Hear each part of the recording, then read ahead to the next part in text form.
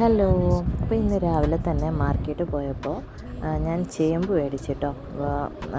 ഞാൻ കുറേ വീഡിയോയിൽ കണ്ടിട്ടുണ്ടായിരുന്നു ഇങ്ങനെ ചേമ്പ് വേവിച്ച് ഉള്ളിച്ചമ്മന്തി ഉണ്ടാക്കി കഴിക്കുന്നത്. എനിക്ക് ചേമ്പ് ഭയങ്കര ഇഷ്ടമാണ്, പക്ഷേ അങ്ങനെ ഞാൻ ട്രൈ ചെയ്തിട്ടില്ല. അപ്പോൾ അങ്ങനെ ട്രൈ ചെയ്യാമെന്ന് വിചാരിച്ചു. പിന്നെ കാറ് വാഷ് ചെയ്യാനുണ്ടായിരുന്നു കേട്ടോ. കുറേ ആയി ഇങ്ങനെ ഇവൻറ്റിനൊക്കെ പോയിട്ട് ഫുള്ള് മണ്ണടിച്ച് കിടക്കേന്.